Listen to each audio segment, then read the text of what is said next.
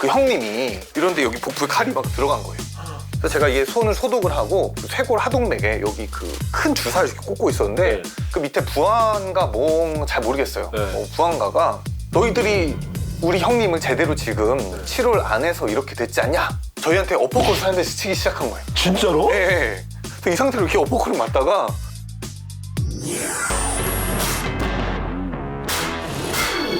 그 알잘 오늘은 응급의학과 전문의 남궁인 교수님과 함께합니다. 어서 오세요. 우리 그아리 분들께 본인 소개 부탁드립니다. 네, 안녕하세요. 응급학과 전문의 남궁인입니다. 야.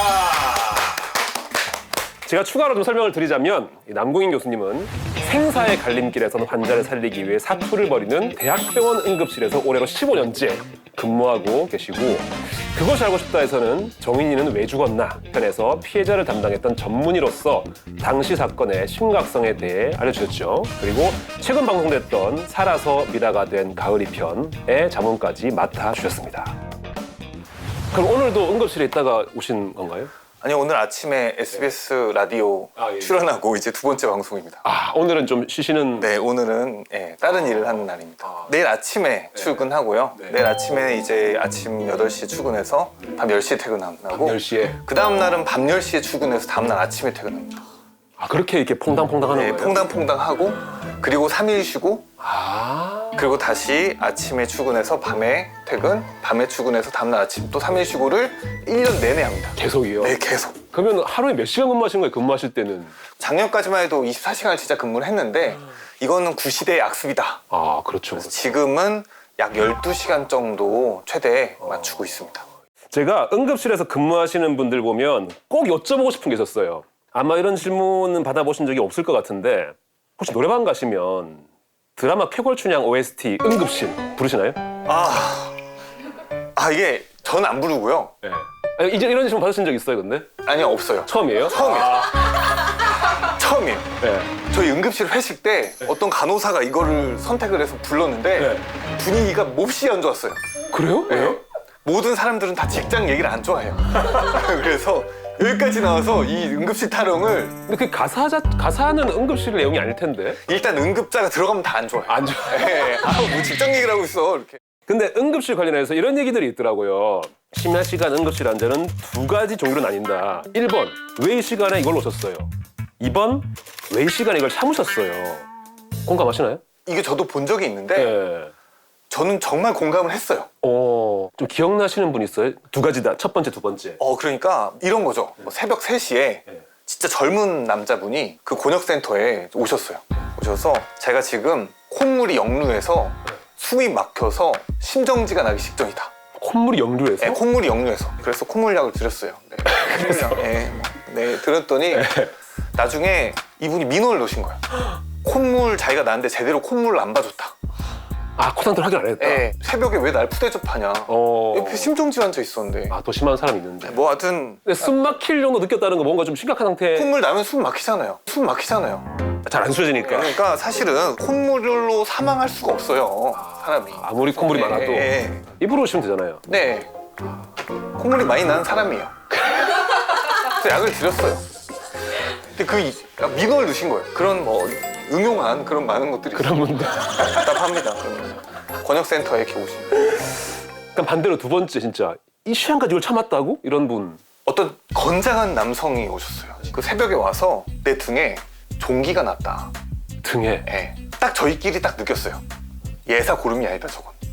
보시고 나서. 아니 저거 보기도 전에. 왜요? 저 시간에 저 건장한 남자분이 고름으로 오실 정도면 저건 TOP다. 보통 종기가 아니다. 라고 생각을 해서 긴장된 마음으로 열었는데 그 종기가 제가 쓰는 노트북만 하더라고요. 저게. 등이 딱 절반이 종기예요. 그럴 수가 있어요? 그럴 수가 있어요. 사람 몸은 신비하니까. 처음엔 작았을 거 아니에요? 그렇죠. 다 어린 시절이 있는 거죠. 종기도. 네. 네, 그래서 그 과정을 어떻게 참았다가 그 시간에 새벽에 그렇게 오시게 됐는지. 그분은 왜 참으셨대? 어떻게 참았대요, 그거를? 낮엔 일하셔서 병원에 못 오셨대요. 일에 바빠서 계속 못 오셨구나. 네. 아니, 응급실은 정말 보통 이제 의사들은 각자 전공이 있잖아요. 네. 응급실은 뭐랄까 이 전공이랄 게 하나 국한되는 게 아니네요. 그렇죠. 그러니까 저희가 가장 전공은 심정지, 중증 외상, 그다음에 각종 중독 이런 거 말고는 다른 과 학문에 기반한 뭐 내과, 외과, 산부인과, 소아과 거의 그냥 해결사네. 네, 해결사죠. 맥가이버 같기도 하고. 해결사입니다. 그럼 그런 환자들 중에서 진짜 가장 고난이도였던 환자 기억나요? 한 작년쯤 된 얘기인데 어떤 할아버지가 지금 내 귀에 벌레가 들어갔다 이렇게 막 소리치면서 오셨어요. 자전거를 타고 가다가 갑자기 무슨 벌레가 날아와서 귀에 딱 꽂히더래요. 네. 어디 그 래퍼들 가사처럼 아, 귀에 때려박는 거예요. 예. 그래서 봤더니 그 다리가 이렇게 막 버둥거리고 있어요. 다리가. 보여요? 네, 보여요, 다리가. 그래서 이제 이걸 빼내야 되잖아요. 근데 급하니까 이제 저희가 의사들이 보는 쓰는 게 확대경이에요. 예. 그래서 사물 한 2배 정도 크게 보입니다. 그렇게 하고 이렇게 그 다리를 집어서 딱 빼내는데 다리만 나온 거예요. 그래서 아니야. 이제 몸통. 그래서 이제 이 찝는 걸로 다시 확대경으로 보고 몸통을 해서 딱 빼내는데 그 거미 중에 노란색, 검은색 그 색깔 엄청 분명한 그게 산채로 탁 나온 거예요. 그분이 또 귓구멍이 엄청 크신 분이라서 초대형 거미가 들어갔어요. 근데 제가 그걸 확대경으로 보고 있잖아요. 예. 탕 튀어나오니까 사실 거기서 위험을 지켜야 되는 그런 응급의학과 교수인데 소리 지를 뻔한 거예요. 벌레! 너무 커가지고. 너무 커서. 그러니까 벌레는 저희 영역은 아니잖아요. 그죠. 또 이 벌레가 근데 저희 게 아니에요. 할아버지 거잖아요. 벌레가? 네, 환자분 거잖아요. 환자분이 들고 오셨으니까. 그런가요? 누구의 것도 아니지 않나요? 물론 굳이 누구의 것도 아니지만 저희가 맘대로 처분할. 그렇죠. 그래서 포장하실 수도 있고. 네, 그래서 환자분 여기 이 친구입니다. 그랬더니 이 친구인가? 네. 그러더니 오면서 그런 생각을 하셨대요. 지금 친구들이랑 술자리 자전거를 타고 가는 길이었대요. 근데 벌레가 귀에 갑자기 때려 박혀서 그 응급실 가서 지금 빼고 왔다? 이러면은 거짓말 지금 무슨 소리야? 안 믿을 수 있다. 안 믿을 수 있다. 그래서 이걸 증표로 달라. 친구들한테 이것 때문에 늦었다. 얘다. 다양한 욕망이 있구나, 사람들에게는. 개인적으로 궁금한 건데 응급실에 뭐 조폭들이 찾아오는 그런 경우도 있어요? 제가 수련받았던 병원들이 경기도 중소도시랑 중국인 이민자분들 많은 그런 도시에 있는 병원이었어요. 그때가 조폭이 정말 많고 그리고 조폭이라고 하기도 애매한 그냥 깡패. 조폭과 깡패는 다른가요? 그게 잘 모르겠어요. 그러니까 저희도 그 느낌이에요. 느낌상. 저거는 그냥 깡패인데. 어떤 양아치가. 네, 뭐 그냥 양아치인데. 네, 이런 분들이 꼭 노래방에서 싸워요. 무슨 노래 불렀길래? 응급실? 걔네들 부르면 안 되는 노래 있는 거 아니야? 네.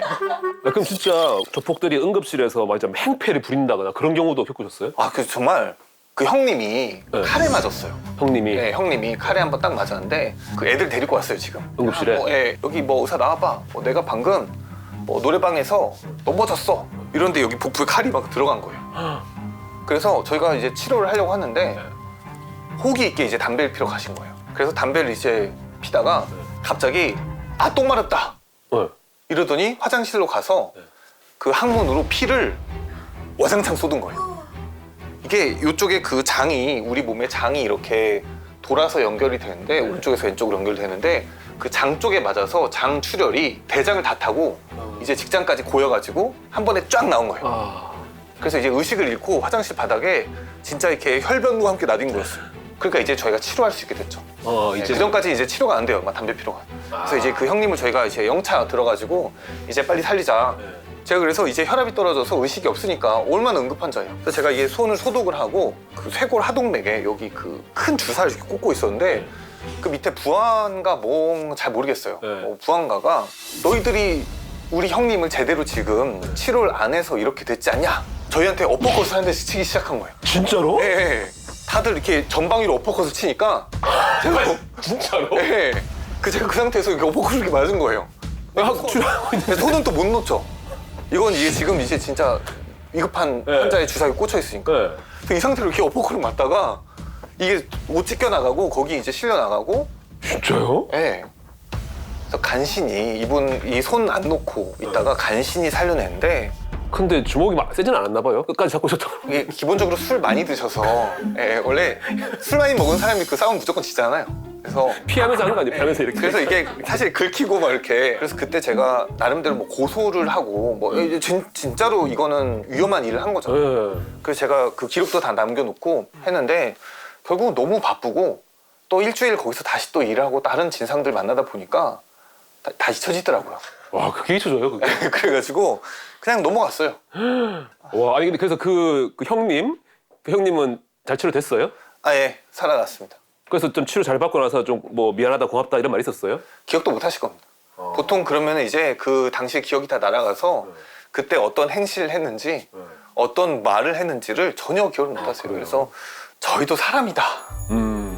이런 얘기를 조금 해드리고 싶어요. 저희가 진짜 상처받는 일이 너무 많아요. 그러니까 다 아프신 것도 알겠고 급한 것도 알겠고 저희가 이해를 하려고 그 자리에 아예 앉아있는 사람들이잖아요. 그럼에도 불구하고 뭔가 환자분들만의 논리, 왜 이거 안 되냐, 이 뭐 고객 응대가 뭐 형편없다, 뭐 이렇게 얘기를 이제 하시면 저희도 사람이라서 상처받고 뒤에서 울기도 하고, 아, 왜 그렇게 말씀을 하셨을까, 내가 그렇게까지 이 환경에서 잘못한 걸까 생각도 들고, 저희도 사람입니다 라는 당부를 좀 드리고 싶습니다. 근데 교수님 얘기 들어보면은 이제 응급의학과 의사가 정말 극한 직업일 것 같다는 생각이 드는데, 의과생이 응급의학과에 이제 지원한다는 거 쉽지 않은 결정일 것 같아요. 교수님이 응급의학과 선택하신 이유가 있나요?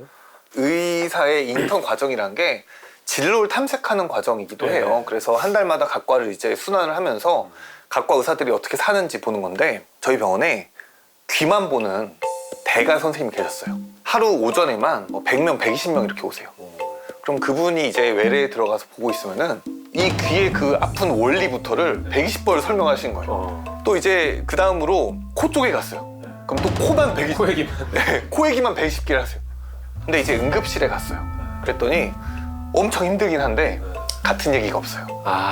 네. 다 다르니까. 다 달라요. 자, 결막염은, 자, 중이염은, 자, 가시 이렇게 뺐으니까, 자, 이렇게 반지 이렇게 빼드릴게요. 뭐 이렇게 뭔가 각자 사연이 다르니까 이야기가 한 분야에 국한되지가 않은 거예요. 또 바이탈과에 대한 미련이 조금 있었어요. 바이탈? 바이탈과라고 저희끼리 얘기하는데, 직접 사람이 죽고 사는 진짜 생과 사의 경계를 나누는 게 바이탈과죠. 그래서 내과, 외과, 신경외과, 응급학과에서 거의 95% 이상 사망 선언을 하게 되거든요.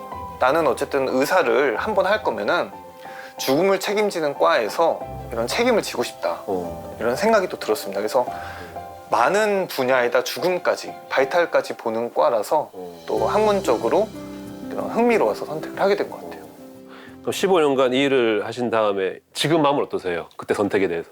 다시 돌아가면 이제 그 피부과나 그 성형외과나, 아, 그 다 돈도 잘 벌고 밤에 일 안 하고, 아, 그래도 보람은 있잖아요. 아니, 보람은 있죠. 네. 네, 수연적은 없습니다. 근데 교수님께서 응급실 진료 외에도 뭐 국제아동권리 NGO 단체 홍보대사를 맡을 만큼 아동학대 방지를 위해서도 많이 노력하시더라고요. 제가 듣기로도 그 아래에서 아동학대 사건을 취재하면 교수님께 제일 먼저 찾아가서 인터뷰를 한다고 그러던데, 이런 아동학대 사건에 관심을 특별히 가지시는 이유가 있으세요? 실제 저는 폭행 사건을 되게 많이 봅니다. 네. 성인을 때리면 내가 안 때렸어를 안 해요. 왜냐면 성인은 증거도 남기고 사진도 찍고 의식도 있어서 증언도 하니까요. 그렇죠. 근데 아이를 때리면 내가 때렸어요라고 말하는 사람이 별로 없어요. 자기가 다 때려놓고 우리 애가 어떡해요. 근데 이것들이 저는 시신도 봐야 되고 그 뻔뻔한 광경도 봐야 되니까 그게 너무 괴로웠어요. 그래서 관심을 가지고 일을 하게 됐습니다. 그러니까 그것이 알고 싶다랑 처음 인연이 되신 것도 그때 양천구 아동학대 사망 사건, 당시 이제 피해자 담당 의사였던 거잖아요, 그죠? 그때 인터뷰 좀 지금도 기억이 나요. 되게 인상적이었거든요. 단순히 그냥 인터뷰라기보다 감정이 참 많이 느껴지는 그런 인터뷰였거든요. 무릎을 꿇고 울면서 우리 아이가 죽으면 어떡하냐, 되게 소리를 크게 많이 내서 울었어요. 이게 그냥 학대고 살인이다 라고 다 알고 있었는데 진짜 악마구나 라고 생각했던 어르신도 있었어요. 그럼 진짜로 방금 말씀하신 대로 부모들이 뭐 혼자 그랬다, 넘어졌다 이런 뭐 좀 거짓말을 많이 할 것 같은데, 상처만 보면은 이게 아동 학대인지 아닌지 좀 구별이 되나요?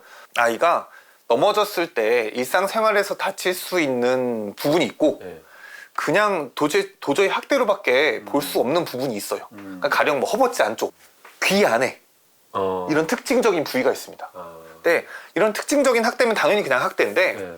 솔직히 애매한 경우도 많이 있어요. 애매한 경우도. 이게 상처가 너무 많긴 한데 날 수 있는 부분이고 이거 어떻게 판단을 해야 되나 이런 부분이 분명히 그 경계가 있어요. 15개월 아이가 새벽에 1시 반에 왔는데 어머니가 이렇게 아이 이렇게 감싸고 이렇게 왔어요. 아이가 이렇게 지금 잘 못 먹고 너무 힘들어요. 탈수가 상당히 심한 거예요. 그래서 어떻게 됐습니까? 그랬더니 장염에 걸려서 아이가 뭐 이렇게 막 잘 못 먹었다. 그리고 좀 애가 약간 걸어 다니는 시기인데 걸어 다니려고도 하다 좀 넘어졌다 이렇게 증언을 하시는 거예요. 네. 그러면서 자기 사연을 얘기를 하시는 거예요. 네. 엄마가. 네. 근데 엄마 사연이 엄청 기구해요. 지금 남편이랑 이혼했다. 네. 근데 아이가 셋이. 근데 돈도 벌은. 그래서 완벽한 육아 지옥에 있다. 그래서 내가 우리 예쁜 애를 못 챙겼다. 이렇게 얘기를 하신 거예요. 그래서 듣기만 해도 진짜 지옥이었겠다. 좀 딱하다 이런 힘들죠, 생각이 셋이 들었어요. 키우려면. 네. 좀 심한 탈수에 뇌출혈이 있었는데 저희 마침 중환자실이 부족해서 딴 병원에 보냈어요. 그리고 생각을 해봤는데 새벽에 진짜 5시쯤에 이제 한가해지고 그래도 아동학대 아닐까?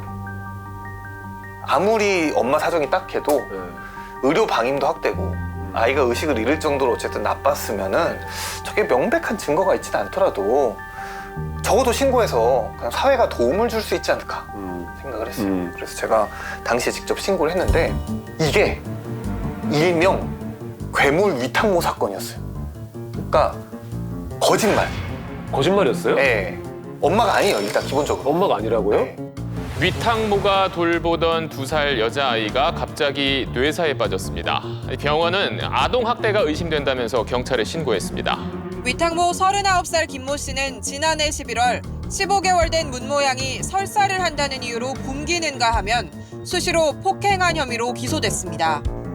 경련 증세를 보인 문양은 32시간이나 방치된 끝에 병원으로 옮겨졌지만 숨졌습니다. 그 위탁모도 어디 공식적으로 등록된 위탁모가 아니라 네. 그 치외 법권에 있는 네. 인터넷으로 아이 모집하는 위탁모였어요. 아... 그런 게 있더라고요. 저 몰랐어요. 오. 네. 그 애들을 오피스텔에 늘어놓고 밥 주고 기저귀만 갈아주는 거예요. 진짜 생존만 해주는 거예요. 조사를 해봤더니 그 양육비가 밀리니까 애는 장염에 걸렸고 설사를 해요. 그럼 기저귀값이 아까운 거죠. 그래서 하루에 우유를 200cc만 주고 더 달라면 때려요. 아이가 의식을 잃고 경기를 했는데도 한 30시간 놓고 보다가 새벽 1, 2시에 야, 얘는 진짜로 죽겠다. 이런 생각이 자기도 좀 겁이 난 거죠. 그래서 이제 데리고 와서 신원도 딴 애 신원으로 접수를 시켜놓고 엄마 이제 연기를 한 거예요. 그 전에 있었던 아이들은 물고문을 말을 안 들으면 물고문을 해요. 그것도 자기가 동영상을 찍어놨어요. 그거 왜 죽어요? 그건 이제 모르죠. 이제 그 범죄의 영역인 거예요. 그래서 이것 때문에 기소를 당했어요. 일단 이거 증거가 있으니까. 제가 이거 신고를 안 했으면 그냥 아동이 그냥 장염에 걸려서 사망하는 그냥 병사 케이스로 남았을 거예요. 이제 저도 전문가라고 거기 앉아 있었는데 저도 진짜 까맣게 몰랐던 거예요.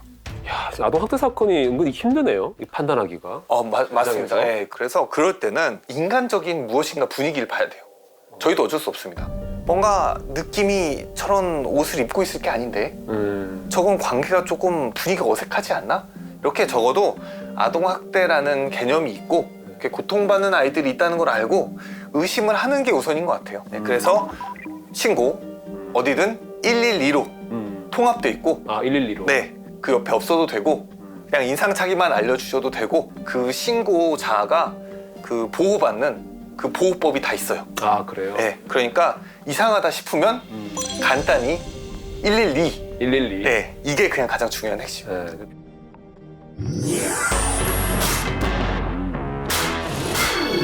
자, 이제 그알제알에서 빠질 수 없는 시간입니다. 그알이 Q&A 시간이 찾아왔습니다. 저희 구독자인 그알이 분들이 직접 달아주신 질문들을 제가 드릴 텐데 제가 본격적으로 질문하기 전에 교수님의 순발력을 먹기 위해서 맛보기 질문 한번 드릴게요. JW 림님, 정말 긴급히 똥이 마려울 때 쓸 수 있는 스톱 버튼이 있을까요? 말 그대로 임시로? 말 그대로 임시로?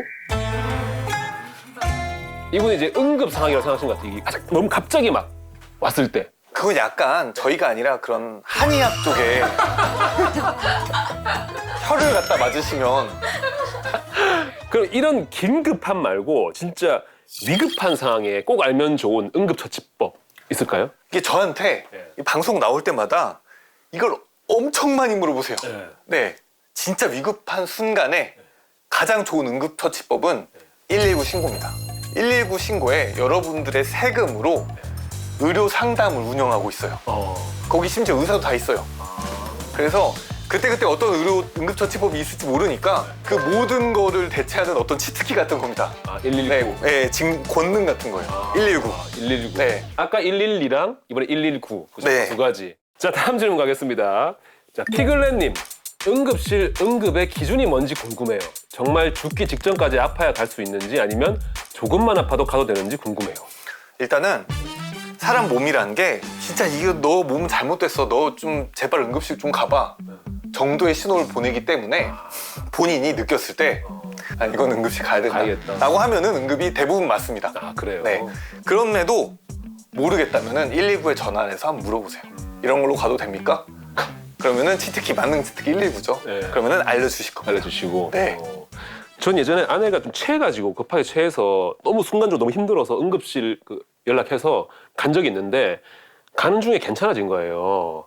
도착했을 때는 너무 멀쩡했어요. 그래서 우리는 이제 돌아오고 싶었는데 못 돌아오게 하더라고요. 일단 온 이상은 어쨌든 간에 뭘 쓰고 뭐 해야 되더라고요. 원래 그런 거예요? 네. 그러니까 그게 원래 이런 게 많아요. 저 차가 끊겼어요. 근데 저기 응급실 앞이 집이에요. 택시비도 좀 아깝고.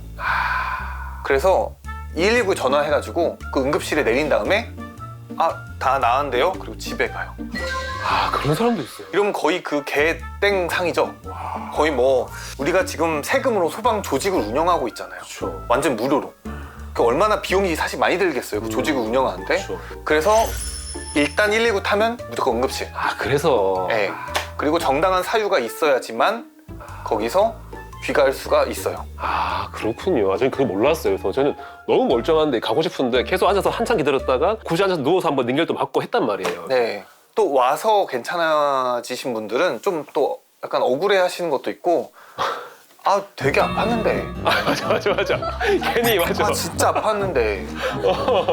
어떤 경우까지 봤냐면 등산을 하는데 이분이 가슴이 아픈 거예요. 그래서 헬기를 불렀어요.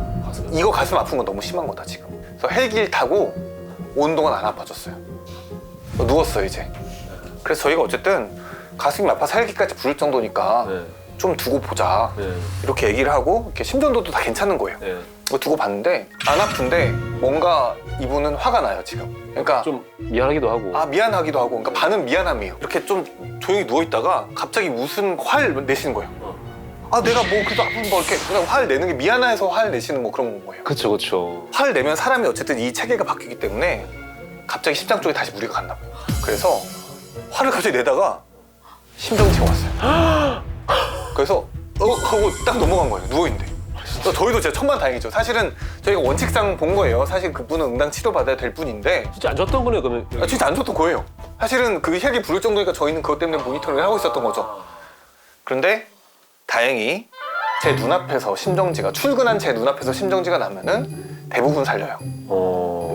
전문가니까. 그래서 5분 만에 다시 이제 돌아오셨어요. 그래서 이제 환자분은 이 병원에서 최고 중환이 됐습니다. 최선의 처치를 빨리 할 수 있게 도와드릴 테니까 화내지 마세요. 화내면 죽어요. 이분 그때부터는 아주 얌전하게 자 이제 모든 걸 다 달성한 거예요. 미안함도 달성했고 달성했어요. 그분이 그러고 이제 퇴원했다가 딴 데 가서 화냈다가 됐으면 더 위험했을 거 아니에요? 그렇죠. 제 눈앞이어서 다행히 바로 후유증 없이 살아났으니까 또 저도 그렇게 얘기하는 겁니다. 어쨌거나 그런 상황이 왔다는 거는 내 몸에 어떤 신호가 왔다는 거기 때문에 네. 좀 자세히 진료받을 필요가 있겠네요. 네. 그렇죠. 저는 또 그 부분이 궁금한데 그 응급실 가도 바로 바로바로 치료되는 게 아니잖아요. 좀 기다리는 경우도 있고. 그러면 좀 진료하는 순서가 있는 거예요? 네. 정부에서 정해놨어요. 1단계부터 5단계까지 이 환자가 들어올 때 문 앞에서 등급을 만들어서 이 등급이 저희 전산에 공유가 돼요. 1이면 우리가 모든 의료진이 다 달려갈 정도, 2면은 한 절반쯤 달릴 정도, 3이면은 달리진 않고 가서 볼 정도, 그리고 4면은 그냥 시간 나면 보는 정도, 5면은 사실상 안 와도 되는. 그렇게 하시는 거. 그런 등급으로 나눠서 저희가 보고 있어요. 그러니까 좀 후순위 단계, 예를 들어 뭐 상처가 나서 뭐 깨매고 있는 중이에요. 근데 갑자기 1단계가 들어왔어요. 그럼 바로 가야 돼요? 네. 이 사람은 이제 하던 거 멈추고? 근데 라떼는 그러니까 그냥 옛날에는 그 응급실 지키고 있는 응급학과 의사가 한 명이었어요. 아. 제가 수련 환경상 계속 한 명이었거든요. 네. 여기서부터 여기까지 상처예요. 그럼 이 반쯤 꿰맸는데 1번이 왔어요. 네. 그러면 환자분 나머지 반은 네. 저기 보고 와서 뛰겠습니다. 그럼 환자분도 이해해요. 아. 이렇게 혼자 뛰고 있는 거 보고 있으니까. 딱 봐도 좀 네네. 그러니까. 그래서 딱 놓고 이제 가서 뛰었다가 다시 돌아오고. 예, 돌아와서 그러면 이제 반 상처 열린 상태로 있던 분이 물어봐요. 어떻게 됐나요? 아. 돌아가셨습니다. 아, 네, 그럼 명복을 빕니다 하면서 다시 꿰매고 이랬는데 지금은 적어도 2명이 있어요. 아, 둘밖에 없어요, 그래도? 네, 둘이에요, 둘. 그래서 저희 거가 인기가 없어서 제가 강연 다닐 때마다 주변에 참한 의대생 하나 없냐, 참한 인턴 하나 소개시켜달라, 이렇게 진짜 홍보를 하고 다니고 있습니다. 다음 질문은 신입생 모집 기회가 될 수 있는 그런 질문인데요. 고라파덕님, 교수님이 느끼시는 EM의 매력은 무엇인가요? 저희가 일단 이렇게 응급실에서 밖에 나와 있으면 네. 전화가 안 와요. 자, 이게 네. 내과 의사다, 외과 의사다, 네. 산부인과 이런 그 바이탈과 의사들은 자기 담당 환자가 있고 네. 이 담당 환자 연락을 끊임없이 받아요. 아. 저희 룰은 병원에 있는 사람이 어떻게든 해결하는 거예요. 그래서 이게 장점이 될 수 있다. 그래서 뭐 일할 때는 물론 죽을 마시죠. 네. 왜 이랬을까? 이러다가 또 퇴근이 너무 기뻐요. 와, 퇴근한다. 이제 마음껏 자고 전화 없이. 그리고 이제 다른 뭔가 여행을 한다든지 다른 취미를 가질 기회도 많은. 그리고 오늘 얘기한 것처럼 저희가 다양한 인간 군상을 볼 수 있어서 또 질리지가 않아요. 주변에 참한 의대생 하나 없냐. 자, 이제 그 알 저 알 마지막 질문입니다. 지금 이대목동병원에서 근무 중이시잖아요. 좀 식사는 보통 어디서 많이 하세요? 병원 식당에서 식사합니다. 주로 병원 식당에서. 주로가 아니라 단 한 번도 밖에서 먹어본 적이 없어요. 이유가 있어요? 그 정도로 맛있는 거예요? 아니요, 저희 근무 때 나갈 수가 없어요. 아, 나갈 수가 없어서 근무 중에 무조건. 절대 응급실 비우고 나갈 수 없습니다. 그럼 이대목동병원 병원 식당은 좀 맛은 괜찮나요? 오, 그거는 좋다는 건가? 그게 이거 잠깐 이게 병원 욕해도 돼요. 몹시 맛이 없습니다. 아, 그래요. 몹시 끔찍합니다. 그래요. 네. 뭔가 사람이 딱 먹을 수 있을 정도. 그러면 그 병원 식당은 무료로 드시는 거예요? 아니면 돈을 내고 드시는 거예요? 돈 내고 먹죠. 돈 내고? 네, 이거 공개 가능하면 얼마 정도 내고 드시는 거예요? 5,500원 냅니다. 5,500원 네. 내고. 요새 물가 생각하면 비싼 편은 아니에요, 일단. 아니요, 근데 먹어보면 비싼 편이라는 생각이 들 겁니다. 근데 그 병원 식당은 누구나 이용할 수 있어요, 저 같은 사람들. 아니요, 직원만 이용하세요. 다행히. 제가 환자로 입원해서 한번 먹어봤는데 훨씬 낫더라고요, 환자식은. 아, 달라요? 예, 달라요. 다행입니다. 그래요? 저희는 환자분들도 저희 직원식 같은 치명적인 걸 드신 줄 알았는데 다행히 치료에 좀 도움이 될 정도는 나오더라고요. 저희 너무 심해요.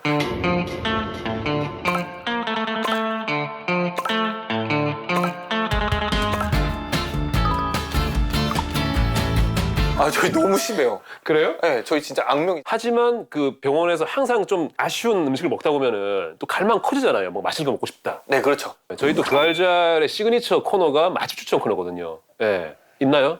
저희 의료인의 맛집이 있어요. 의료인의 맛집. 의료인의 맛집? 네, 의료인의 맛집. 다른가요? 네, 달라요. 여기 바로 앞에 있는데. 목동에 있어요? 네, 요 앞에 있는. 우리 아는 데 같은데. 네, 아는 데 같아요. 어디요? 네, 양천뼈닭이라고.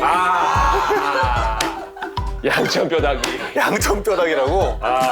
어쩔 수 없어요. 뭘 어쩔 수 없는 거죠? 왜 어쩔 수 없냐면 제가 아침에 퇴근해요. 그 아침에 퇴근하면 육체 노동을 막 많이 했어요. 동료들이랑.